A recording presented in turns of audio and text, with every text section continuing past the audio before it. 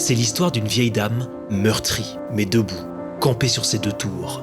L'histoire d'un chantier commencé dans la seconde moitié du XIIe siècle et que l'effroyable incendie survenu le 15 avril 2019 a relancé.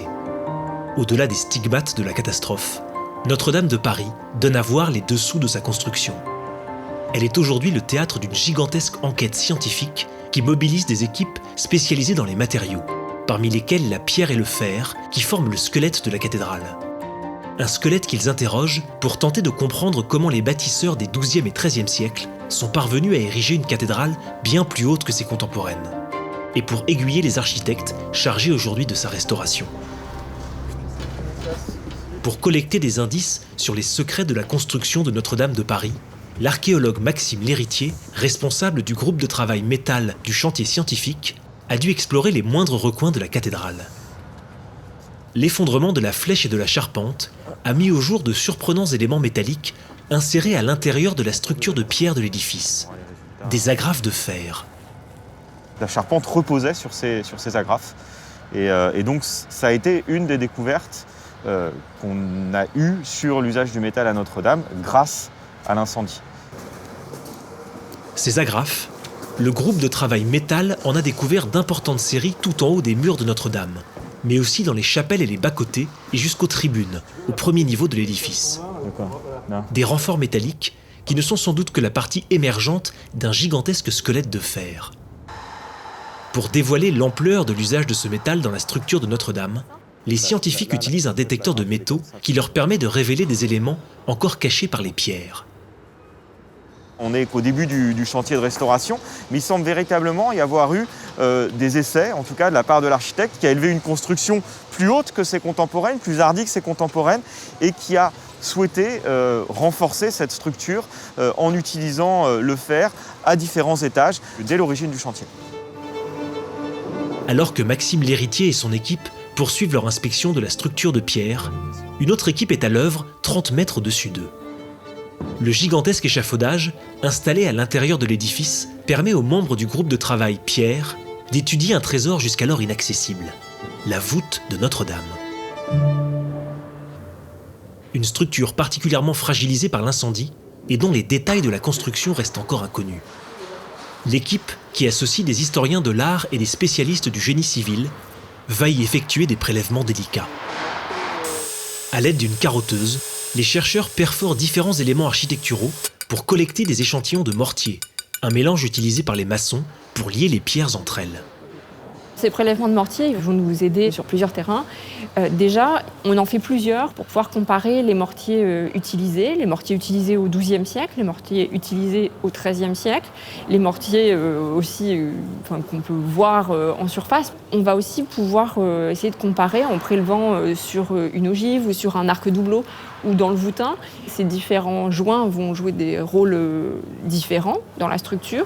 Et donc, est-ce qu'on va utiliser le même mortier à ces endroits différents pour jouer des rôles différents ? Ça fait aussi partie des questions auxquelles on va chercher à répondre. Si les carottages de mortier sont effectués avec parcimonie pour ne pas endommager ces structures vieilles de plus de 800 ans, le groupe Pierre peut compter sur une autre source pour collecter des données. L'immense collection de vestiges installée sur le parvis de la cathédrale. C'est ici qu'ont été rapportés les débris récupérés après l'incendie à l'intérieur de Notre-Dame. À quelques mètres de là, l'historien de l'art Yves Gallet est confronté à un véritable puzzle archéologique. Le responsable du groupe Pierre est penché sur un ensemble de claveaux, des blocs qui formaient l'arc de la nef de la cathédrale et qui ont été retrouvés après son effondrement éparpillés au sol. Grâce à de précieuses archives photos, l'historien de l'art et son équipe tentent de reconstituer cet arc en assemblant les blocs. Ils peuvent également étudier en détail les faces de ces pierres jusqu'ici cachées par la structure de la cathédrale. Des faces qui portent encore l'empreinte des outils des bâtisseurs et des marques qui indiquaient peut-être le sens que devait prendre la pierre lors de la pose de l'arc. Pouvoir examiner ces blocs sous toutes leurs faces, c'est extrêmement précieux parce que d'une part, nos prédécesseurs n'ont jamais pu le faire. Ce sont des faces qui n'ont pas été vues depuis le XIIe ou le XIIIe siècle. Et puis pour les historiens de l'architecture gothique, pour les archéologues qui travaillent sur la construction de ces grands édifices, c'est comme de lire dans un livre ouvert. Alors c'est une des conséquences heureuses de ce terrible incendie, mais c'est la première fois qu'on peut regarder la cathédrale dans tous ses détails. Notre but est d'essayer de comprendre comment cette structure a été pensée, puis mise en œuvre, aussi dans l'optique d'aider les architectes en chef à conduire une restauration la plus respectueuse possible de la construction d'origine, des méthodes, des modes de pensée, du geste des hommes du Moyen-Âge. Ces claveaux sont l'occasion pour les scientifiques de prélever des échantillons de mortier sans avoir à altérer la structure de l'édifice. Et pour découvrir la recette de ces mortiers du Moyen-Âge, il faut suivre ces échantillons jusqu'à Nancy. Dans les laboratoires de l'Université de Lorraine et de l'Institut Jean Lamour, les chercheurs analysent ces mortiers pour en découvrir la composition. Les échantillons étant rares, Jean-Michel Mechling et ses collègues en conservent une reconstitution en 3D réalisée grâce à un tomographe, puis réduisent ces mortiers en poudre pour des analyses en profondeur. Sous les lentilles des microscopes apparaissent les pores des mortiers, des grains de quartz et des nodules de chaux, traces d'un mélange probablement réalisé au XIIe siècle.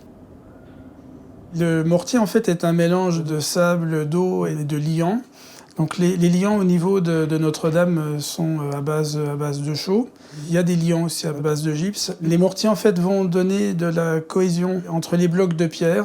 On suppose aussi que ces mortiers vont avoir pour rôle en fait de transmettre les efforts dans la structure jusque dans les fondations de l'édifice. Les échantillons de mortier sont soumis dans ces laboratoires à différents instruments qui vont permettre d'analyser la chimie élémentaire du matériau, de retrouver une signature caractéristique de ces mortiers, ou encore de quantifier certains cristaux pour tenter de reconstituer la recette d'origine.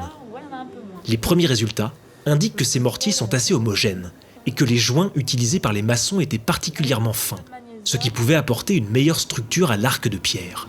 On va essayer de refaire certains mortiers pour en comprendre par exemple l'évolution du durcissement ou du séchage au cours des premières semaines, des premiers mois. Les collègues archéologues aimeraient bien savoir, par exemple, si on pouvait décoffrer plus ou moins rapidement un arc une fois qu'il était terminé. Ce genre d'approche, on l'espère, amèneront des arguments supplémentaires, peut-être pour comprendre un petit peu mieux comment on construisait une cathédrale au Moyen-Âge.